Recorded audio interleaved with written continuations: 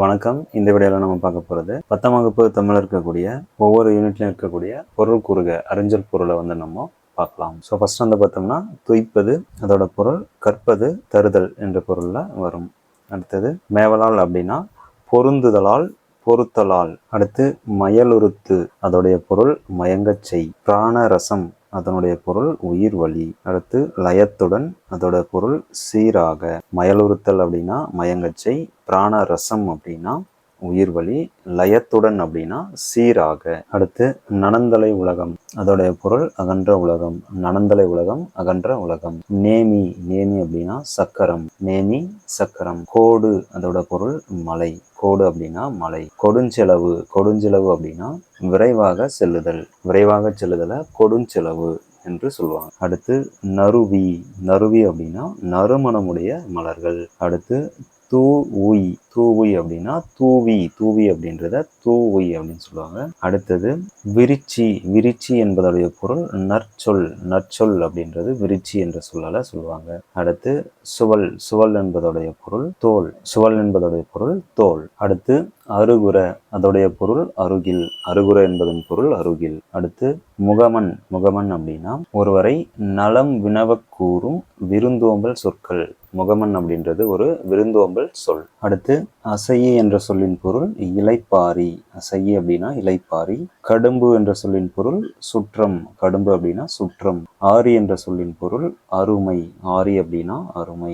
வைரியம் என்பதோட பொருள் கூத்தர். வைரியம் அப்படின்னா கூத்தர் என்னும் பொருள்ல வரும். அடுத்து இரடி, இரடி அப்படின்னா திணை என்ற பொருள்ல வரும். இரடி அப்படின்னா திணை. அடுத்து அல்கி, அல்கி என்பது தாங்கி என்ற பொருள்ல வரும். அல்கி அப்படின்னா தாங்கி. அடுத்து நரளும், நரளும் அப்படின்னா ஒலிக்கும். நரளும் என்ற சொல்லின் பொருள் ஒலிக்கும். அடுத்து படுகர், படுகர் அப்படின்னா பள்ளம் என்ற பொருளை குறிக்கும். படுகர் அப்படின்னா பள்ளம்.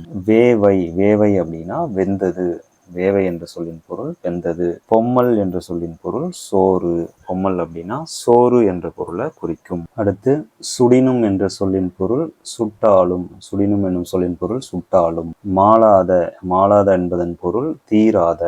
மாளாத அப்படின்னா தீராத என்ற பொருளை குறிக்கும்.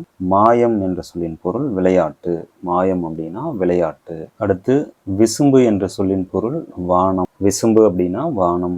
ஊழி என்ற சொல்லின் பொருள் யுகம். ஊழி அப்படின்னா யுகம். ஊழ் என்ற சொல்லின் பொருள் முறை.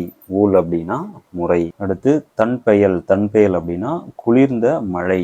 குளிர்ந்த மழையை தன்பெயல் என்ற சொல்லால குறிப்பாங்க. அடுத்து ஆர்தருபு, ஆர்தருபு அப்படின்னா வெள்ளத்தில் மூழ்கி கிடந்த என்ற பொருள்ல வரும். ஆர்தருபுனா வெள்ளத்தில் மூழ்கி கிடந்த. பீடு என்ற சொல்லின் பொருள் சிறப்பு. பீடு அப்படின்னா சிறப்பு. ஈண்டி என்ற சொல்லின் பொருள் செறிந்து திரண்டு என்ற பொருள்ல வரும். ஈண்டி என்ற சொல்லின் பொருள் செறிந்து திரண்டு. அடுத்து தார் என்ற சொல்லின் பொருள் மாலை. தார் அப்படின்னா மாலை. முடி என்ற சொல்லின் பொருள் தலை. முடி அப்படின்னா தலை என்ற பொருள்ல வரும். முனிவு என்ற சொல்லின் பொருள் சினம். முனிவு அப்படின்னா சினம் என்ற பொருளை குறிக்கும்.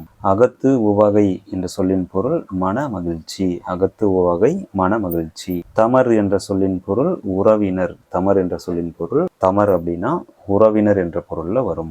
நீபவனம் அப்படின்னா கடம்பவனம். நீபவனம் என்ற சொல்லின் பொருள் கடம்பவனம். மீனவன் என்ற சொல்லுடைய பொருள் பாண்டிய மன்னன். பாண்டிய மன்னனை தான் மீனவன் என்ற சொல்ல குறிப்பிடுவாங்க. அடுத்து கவரி என்ற சொல்லின் பொருள் சாமரை. கவரி என்ற சொல்லின் பொருள் சாமரை. சாமரை அப்படின்னா என்னன்னா கவரிமான் முடியில் செய்த விசிறியாகிய அரசனுடைய சின்னம் அப்படின்னு சொல்றாங்க. இந்த சாமரைன்றது கவரிமானுடைய முடியில செய்யப்பட்டதாக இருக்கும். அடுத்து நுவன்ற என்ற சொல்லின் பொருள் சொல்லிய. நுவன்ற அப்படின்னா சொல்லிய. எண்ணா என்ற சொல்லின் பொருள் அசைச்சொல். எண்ணா அப்படின்னா அசைச்சொல். அடுத்து பண்டி என்ற சொல்லின் பொருள் வயிறு. பண்டி அப்படின்னா வயிறு. அசும்பிய என்பதன் பொருள் ஒளி வீசுகிற. அசும்பிய ஒளி வீசுகிற. முச்சி என்பதன் பொருள் தலையுச்சி கொண்டை. முச்சி அப்படின்னா தலையுச்சி கொண்டை. அடுத்து சுண்ணம் என்ற சொல்லின் பொருள் நறுமண பெட்டி.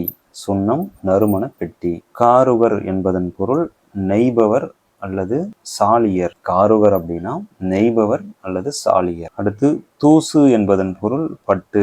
தூசு அப்படின்னா பட்டு என்ற பொருளை குறிக்கும். துகிர் என்பதன் பொருள் பவளம். துகிர் அப்படின்னா பவளம் என்ற பொருள்ல வரும். வெறுக்கை என்பதன் பொருள் செல்வம். வெறுக்கை அப்படின்னா செல்வம் என்ற பொருள்ல குறிக்கும்.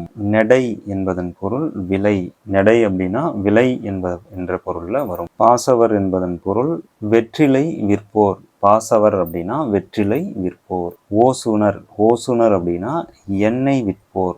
எண்ணெய் விற்கிறவர்களை ஓசுனர் அப்படின்னு சொல்லுவாங்க. கண்ணுள் வினைஞர் அப்படின்னா ஓவியர். கண்ணுள் வினைஞர் என்ற சொல்லின் பொருள் ஓவியர். மண்ணீட்டாளர் என்ற சொல்லின் பொருள் சிற்பி. மண்ணீட்டாளர் அப்படின்னா சிற்பி. அடுத்து கிளி என்பதன் பொருள் துணி. கிளி என்பதன் பொருள் துணி. அடுத்து சேக்கை என்ற சொல்லின் பொருள் படுக்கை. சேக்கை அப்படின்னா படுக்கை. யாக்கை என்பதன் பொருள் உடல். யாக்கை அப்படின்னா உடல். பிணித்து அப்படின்னா கட்டி. பிணித்து என்ற சொல்லின் பொருள் கட்டி. வாய்ந்த என்பதன் பொருள் பயனுள்ள. வாய்ந்த அப்படின்னா பயனுள்ள என்ற பொருளை குறிக்கும். இளங்கூழ் அப்படின்னா இளம் பயிர். இளங்கூழ் என்பதன் பொருள் இளம் பயிர். தயங்கி என்ற சொல்லின் பொருள் அசைந்து. தயங்கி அப்படின்னா அசைந்து. காய்ந்தேன் என்பதன் பொருள் வருந்தினேன். காய்ந்தேன் அப்படின்னா வருந்தினேன். கொம்பு என்பதன் பொருள் கிளை. கொம்பு அப்படின்னா கிளை. புழை அப்படின்னா துளை. புழை என்பது துளை. கான் என்பதன் பொருள் காடு. கான் அப்படின்னா காடு. தேம்ப என்பதன் பொருள் வாட. தேம்ப அப்படின்னா வாட. அசும்பு என்பதன் பொருள் நிலம். அசும்பு அப்படின்னா நிலம். அதே விசும்பு அப்படின்னா வானம். இங்க அசும்புன்னு சொல்லியிருக்காங்க, இது நிலம் என்ற பொருள்ல வரும். ஒய்முறை என்பதன் பொருள் வாழும் வழி. ஒய்முறை என்பது வாழும் வழி. ஓய்ந்து என்பதன் பொருள் நினைத்து. ஓய்ந்து நினைத்து. கடிந்து விளக்கி. கடிந்து என்பது விளக்கி. உவமணி என்பதன் பொருள் மணமலர். உவமணி மணமலர். படலை என்பது மாலை. படலை மாலை. நுதுனர் என்பது மலர்கள். நுதுனர் மலர்கள். ஸோ 10th தமிழ் புக்கில் இருக்கக்கூடிய சொல்லும் பொருளும் எல்லாம் பார்த்துட்டோம். உங்களுக்கு புக் பேக் ஆன்சர்ஸ் வேணும் அப்படின்னாலும் நம்ம சேனலில் பிளேலிஸ்ட்டில் இருக்குது, அங்கே போய்ட்டு நீங்கள் பார்த்துக்கலாம். தேங்க்யூ.